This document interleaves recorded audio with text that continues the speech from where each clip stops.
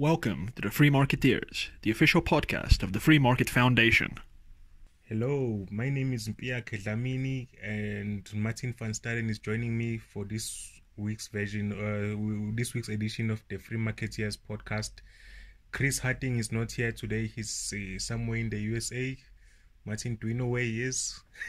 I think he's somewhere on the East Coast, Virginia maybe, yeah? Yeah, taming the Wild West. Anyway, so today, I since this is the first episode of the new year, I hope all our listeners have had a happy new year, and they're enjoying it so far. So Martin, I just thought I would ask you about the newly released Expropriation Bill, which is right now open for comments, I believe. Yeah, so the Expropriation Bill that's been in the works for a few years now has finally been published. I mean, most of you would remember the controversy, especially created by the Institute of Race Relations against the previous version of the bill. I think it was the 2015 version, whereby a lot of draconian provisions in it were criticized very heavily by the IRR and other organizations, and that eventually led to the bill being shelved. So up until now, we've still operated under the 1975 Expropriation Act, but with the national dialogue in favor of around expropriation, I think government saw a gap and is now introducing the bill and hoping to ride the waves of the discourse. But one of the things that I think is important to note that I've noticed from media, which I find quite problematic, is that there's a confusion between the bill, the Expropriation Bill, and the Constitutional Amendment Bill. So these are two very different things that we're talking about here. The Constitution is still to be amended. That's what government is saying. They still want to bring about a change to Section 25, 3 and 4, to take away the requirement to pay compensation when property is expropriated. So wait, Martin. So what you're saying is that with this expropriation bill, it's a separate thing to the constitutional amendment. Yes, yeah, it's very separate. So the expropriation bill is still being, how should I say, being promulgated in terms of the current constitutional text. So it has a reproduction of Section 25 in its preamble, where it says that we recognize that we still need to pay compensation because the current constitution requires compensation, and then it just says that we interpret this provision in the constitution as meaning that in some exceptional circumstances the just and equitable amount of compensation is zero. So that is what the bill is doing, but that has nothing to do with the fact that government is probably in the next month or so going to introduce a constitutional amendment bill, which is going to hypothetically take away the requirement of government to pay compensation in the Constitution. So we should separate these two out. I mean, it's important to get the expropriation bill right and comment on it, but we shouldn't think that this is the culmination of our efforts, and that when this is defeated or when this is brought into law, the thing is over. We still need to, from the Free Market Foundation's perspective, we need to protect the Constitution against an amendment, this malicious amendment, and the expropriation bill has nothing to do with that. So what do you think the government is trying to do? Why release this bill and then also go through with the constitutional amendment process? Seems confusing to me. So that is an interesting question, and I guess there are a few potential answers to that. So I know for a fact that the Deputy Minister of Public Works, Jeremy Cronin, is very much been involved with the drafting of the expropriation bill. And according to what he said at the March 2017 Land Summit at Gibbs, was that we can avoid a constitutional amendment if you just let us pass an expropriation bill that gives us what we want. That's effectively what he said.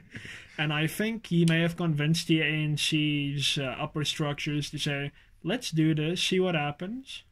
If they let us do this, then maybe we can say, okay, we don't need to amend the Constitution anymore, or we should amend it, but just like a formality, and say that in some exceptional circumstances, property may be expropriated without compensation, and then just what Ramaphosa said,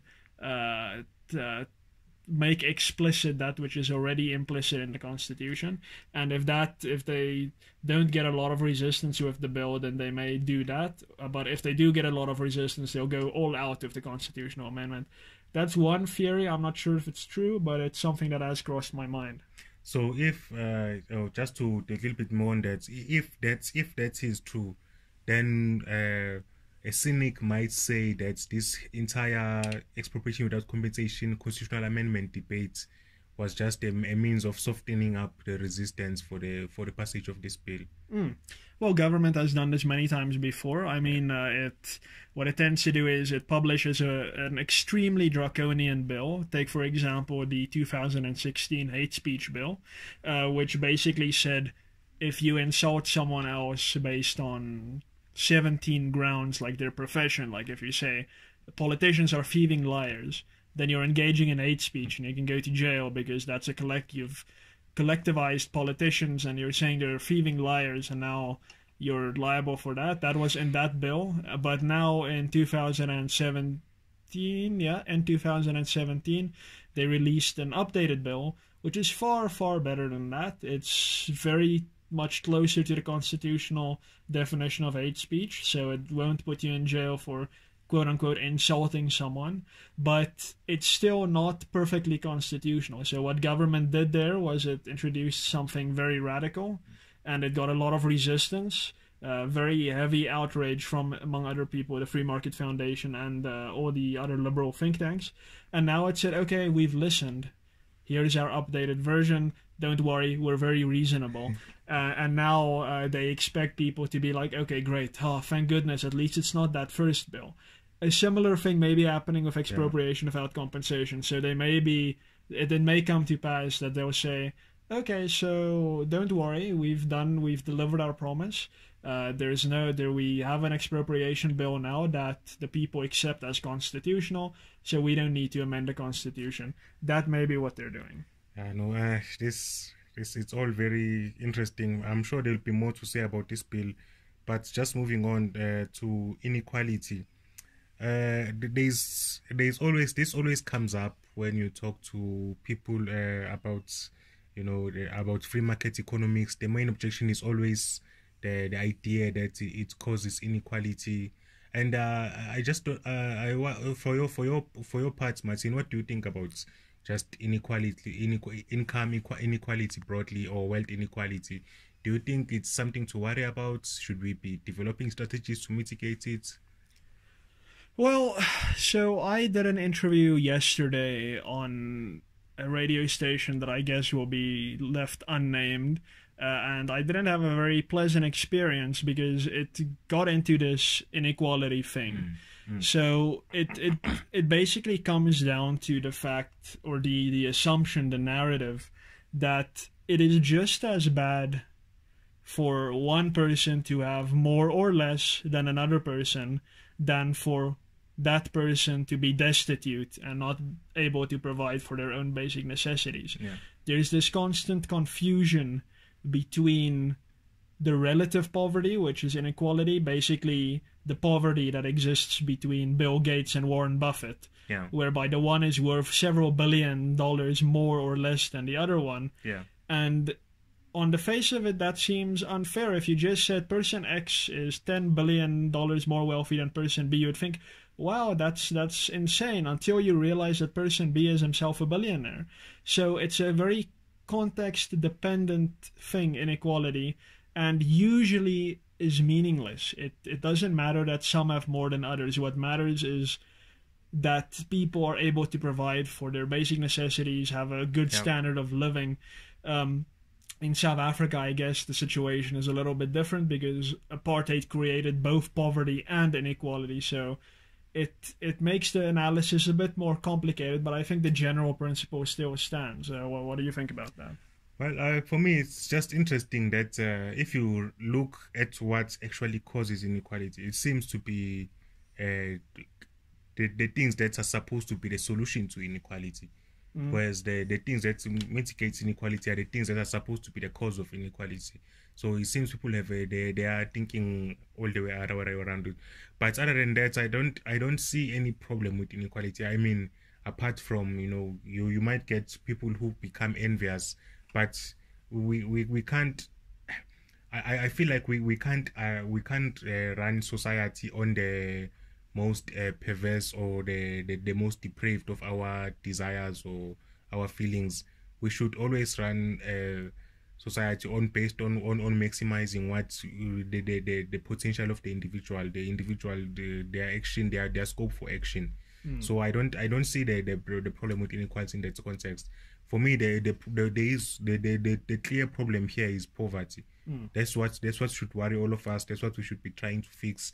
But inequality in of itself, I don't see. I mean, for example, you have if you just for the 2018 Economic Freedom of the World Index report had a section where they showed that the average income of the poorest 10% of individuals in free economies is about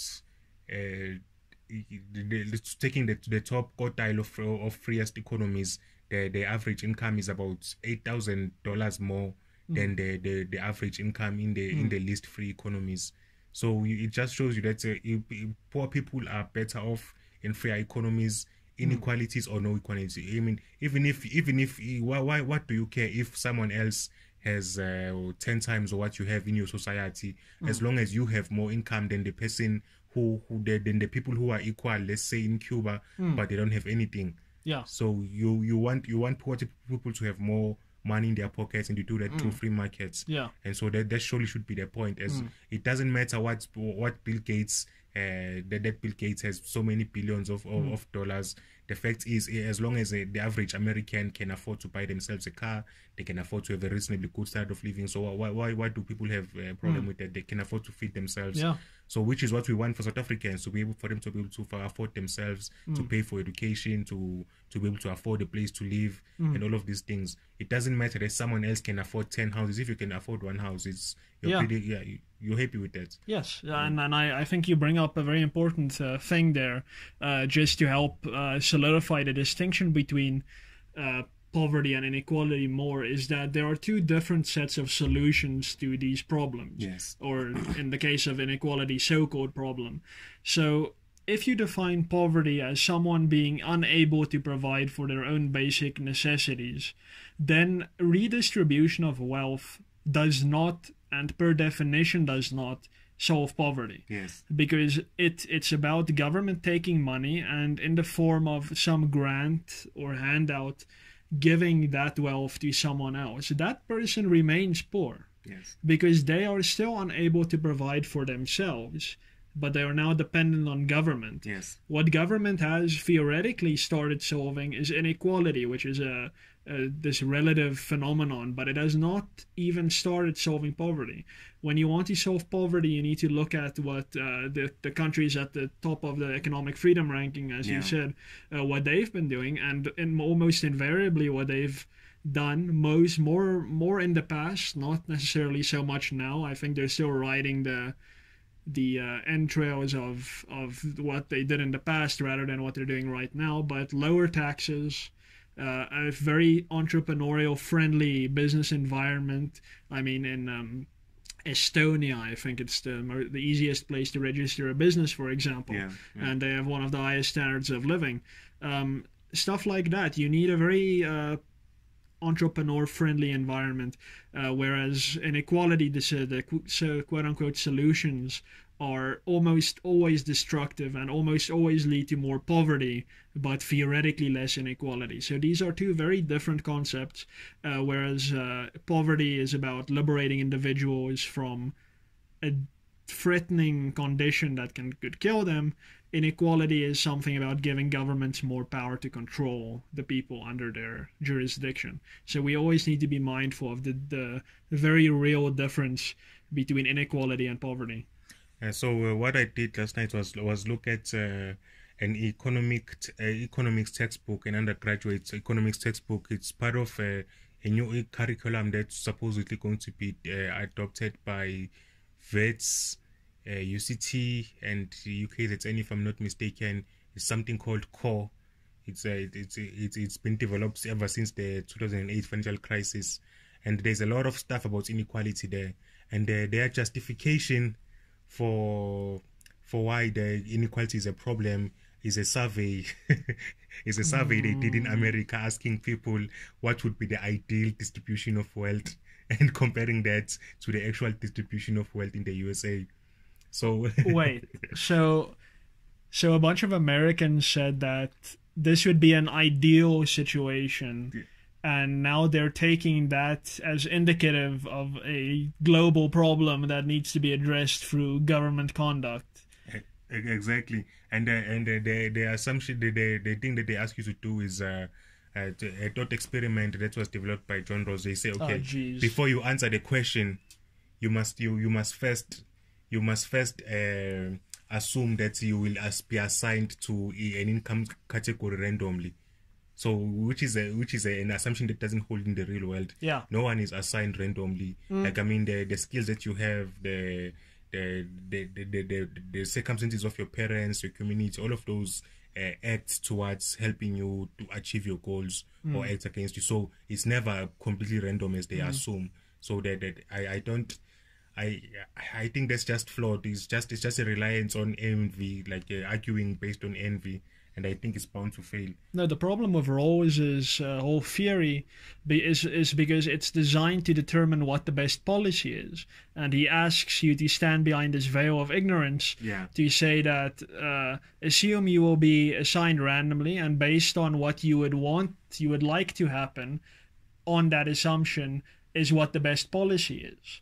I don't think those two things follow from each other. I mean, you can ask me what I would want to happen if I would fall somewhere randomly, but that's not the same answer as what is the objectively, rationally, reasonably best policy to address a certain problem. Exactly. So Rawls's whole theory is, it's in his book, A Theory of Justice, is completely academic. It has no bearing on the real world. So it's quite unfortunate that VETS and all these other universities are now adapting their economics curriculums, and economics is a very important social science, based on this academic high philosophy idea. That's quite worrying.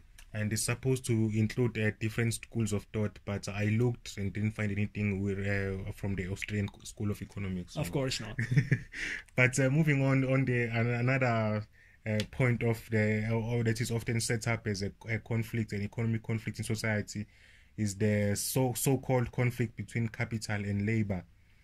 Now, in the same manner that the conflict between people who earn a lot of money in society and those who earn very little is a false conflict, this one is even more false, because the people who own capital and the people who sell their labor, these people have exactly the same interests. If one group does well, the other group does well. I can't think of a closer relationship in the market. These people, the relationship is almost completely symbiotic, and yet people would have us believe that these people are somehow at odds, because you just look at one graph. If you look at the income per employee in a company, and you look at the capital formation per capita, you will see that those things, there's a very strong correlation between the two of things. So basically, every time that more is invested in buying machines, then workers are made more productive, and when workers are made productive, workers earn more. It's as simple as that. So capital and labor, they assist each other, and every time that labor becomes more productive, then the people who own capital earn more money. So I think it's this sort of this assumption that every time there are two groups in society that are doing the different things, there must necessarily be conflicts. It's such a false assumption that it seriously needs to be addressed, because it leaves no room for collaboration. Yeah, and then one of the most interesting and fallacious assumptions underlying this whole theory of class conflict between capital and labor is that in our day and age, these are not two fixed groups anymore. You don't have capitalists on one hand and laborers or workers on the other. There is constant jumping between these two groups. I mean, look at Amazon's George or Jeff Bezos. He's the richest man in the world. What means of production does he own? Does he own any real factories, any farms? It's all cell phone, internet based. Yes. The means of production have never been closer to the ordinary person than they are today. Everyone owns a piece of the means of production in their pocket, and depending on how entrepreneurial, how creative that is, they can make that into a profitable business. Anyone has that opportunity right now. Anyone can be a capitalist in 2019, and many capitalists become workers and so forth. It's just not the same analysis that Karl Marx did in, when was it, 1840 or something, when a far larger proportion of people were basically always condemned to working in factories, working on farms, and another group, through inheritance, through royal blood or whatever, were always going to be the rich and the owners of property. That has simply not translated into the current generation, whereby the Forbes' top 500 is different every few years. There's a constant shift. So this conflict between labor and capital, I don't think it exists, and I don't even think the distinction between labor and capital really exists anymore. Yeah, no, I agree with you. I think that's a very important point that you make.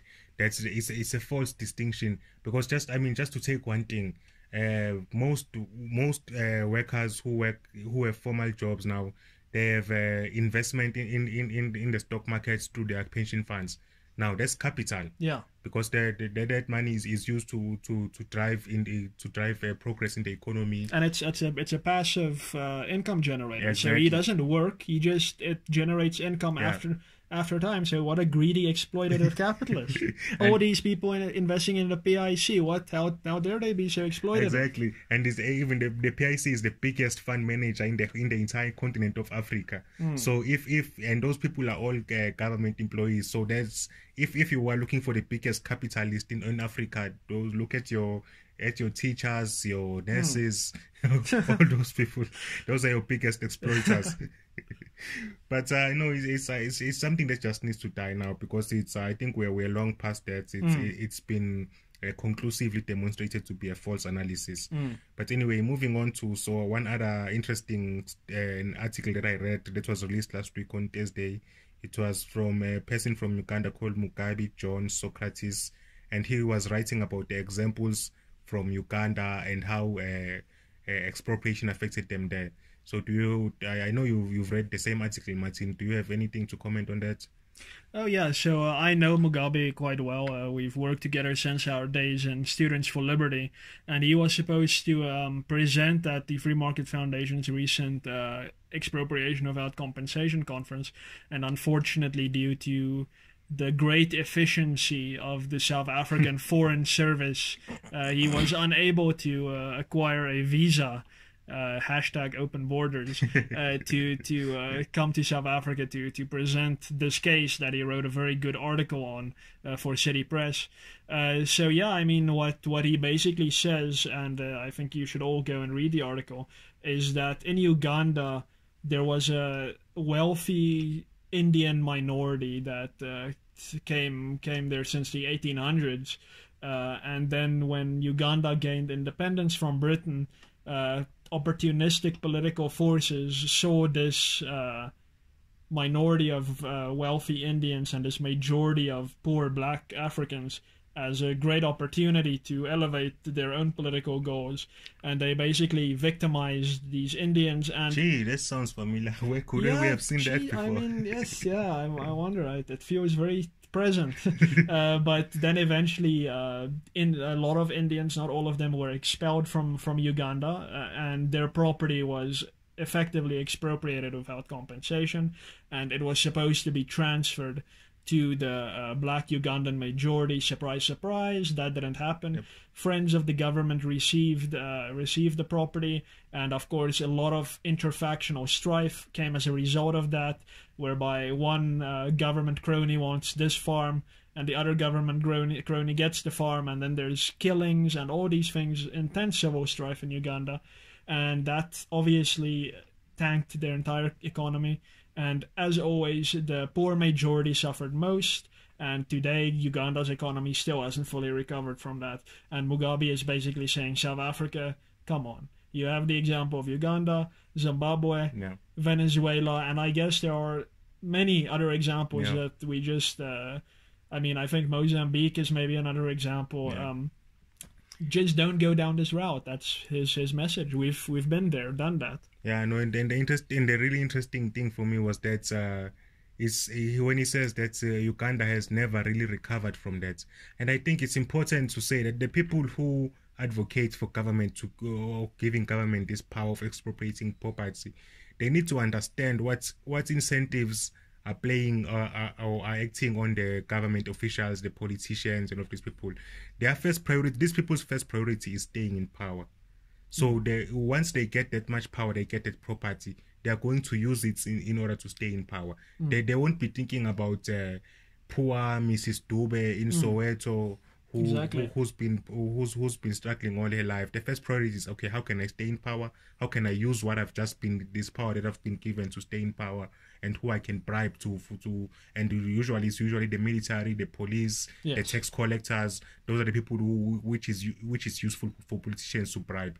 It's not you sitting in your shack somewhere. It's the people that matter for them, that can remove them from power. Yeah, you and your shack, you offer them nothing. Yeah. You offer them maybe one single vote, but a military general offers them a whole lot more, and giving that farm that you thought you were going to get to that military general is going to make a hell of a lot more sense to government than just to give it to you, who they do not care about at all. So yeah, you need to protect private property rights, because that is the only real institution that stands between government gaining an immense amount of power and centralizing that, and then it takes generations for the people to wrestle that power back again. And I don't think South Africa wants to go down that route. And it's not just the racial minorities that should be scared of this. It's every minority, going down to the single individual. Yes. And I particularly, I was thinking about how homosexual individuals in South Africa could be affected. I mean, once you've taken property from, let's say, white people, Indian people, coloreds maybe, and then people are still poor and complaining and agitating. Who are you going to scapegoat next? Obviously, for me, it seems clear that you would go for, let's say, gay people, because it's very easy to turn people against them and to say, no, we need to take people from this, we need to take property from these people, so in order to reach the promised land, so to speak. So I would say every minority, going down to the individual being the person who's just living their lives, but they can be scapegoated. You can be scapegoated as an individual, either because you are starting to speak too much, or they don't like what you say, or you are getting in their way. So just be mindful of that. Yeah, and I mean, we're gonna go off on a bit of a tangent here, and this podcast is longer than usual, but I think you bring up a very important point there that's very rarely mentioned, and that is that the moment you start going down this route, there is nothing that stops it. So in the comments on Mugabe's article, for example, a lot of people are saying, no, but the difference between Uganda and South Africa is that Uganda is a dictatorship and South Africa is a constitutional democracy. We're a democracy. Don't worry, the government is simply going to right the wrongs of the past, and then everything's going to be great. We're going to have a strong parliament, a strong judiciary, regular elections. No. The moment you go down the route of centralizing power in the hands of government, all these things start to slowly but surely fall away. And that is, I wouldn't be surprised if that is exactly what happened in Uganda before it actually became a dictatorship. So government can take property from currently productive people. The whole economy is going to collapse. And then what's the government going to say? No, but there's there's another third force here. And we have it on good authority that the United States is funding gay groups in South Africa to destabilize the government, and we need to act quickly to solve this menace, and therefore we're going to take property from this group. But something that may happen long before that is government is going to say, oh, look, our economy has collapsed. Surely it's our opposition party. Surely they have been calling for disinvestment. How dare they commit such treason against this government? We're going to seize the property of them and their leaders and anyone who we think are their supporters. This may seem ridiculous to you, listener, but if you pick up any history book and look at a country that has been getting relatively prosperous, getting relatively civilized, Weimar Germany is a great example, where they had a strong constitution, a strong civil society, and just a little bit of ground ceded to government because there was a percepted problem led to that whole order collapsing and one of the most tyrannical governments in history coming about. It's always the same story. There is nothing new under the sun. We have our answer to what to do about expropriation. We need to oppose it, and we need to oppose any other infringement that government tries to make on the Constitution broadly and on the Bill of Rights specifically. Yeah, no, I think that's a great way to end it. That's a great place to end it, Martin. Could you just give us the social media before we sign off? Definitely. So, as always, please subscribe to the Free Market Foundation's YouTube channel, which is the big red button right under the video that you are watching and listening to right now. Please visit our website at www.freemarketfoundation.com. Follow us on Facebook, like us on Facebook, search for Free Market Foundation South Africa, or the slug is facebook.com/FMFSA, and follow us on Twitter. It's at free, I forgot it now at this holiday. It's at FMF South Africa, one word. And goodbye everyone, and I hope Chris hears this in the great wilderness where he is. Yeah, thanks for tuning in everyone. Cheers.